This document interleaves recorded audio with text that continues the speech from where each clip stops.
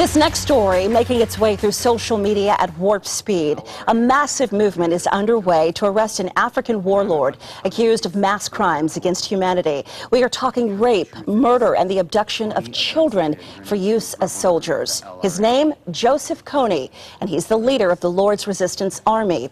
The organization Invisible Children has released a 30-minute film online called Kony 2012.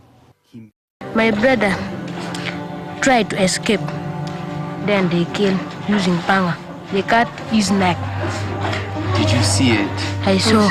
As if Kony's crimes aren't bad enough. You just heard from Jacob, one of the many children who at some point have tried to run from Kony. The human rights group says its goal here is to make Kony famous, not to celebrate him, but to raise support for his arrest and set a precedent for international justice. Next month, Invisible Children plans to plaster the world with posters to raise awareness of Kony and his crimes. What do you think about this huge grassroots undertaking? Will it work, and has it inspired you to do something? Yeah, that's so funny because my 17-year-old daughter was talking about this morning. She said, yeah, some guy named Kony, he's a warlord, and I saw a video last night and I bawled my eyes out, and when I searched for it online, it was everywhere.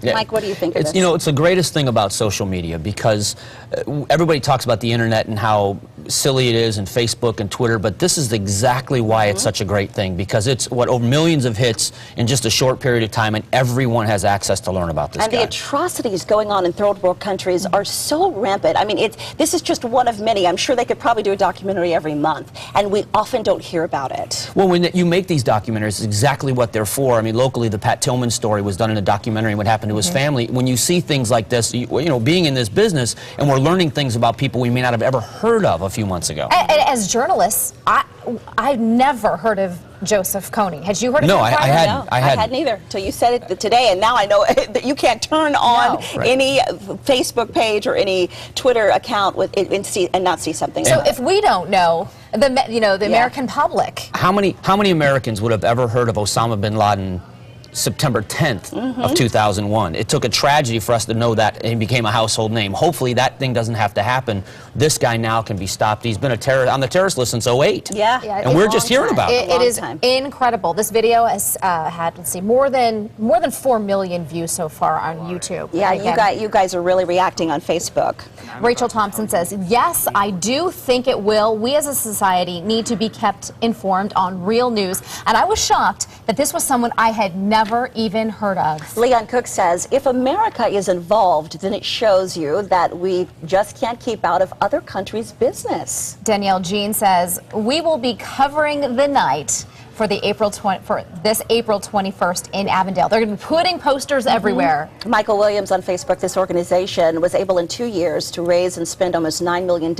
How does this help America's issues? Jennifer Creasy Turner says, I think it may help. Social media and other forms of communication these days make it a lot more possible. It cannot hurt, that is for sure. And you do get some people who say, well, we need to be addressing the issues in our own country, but we are talking about the world's children.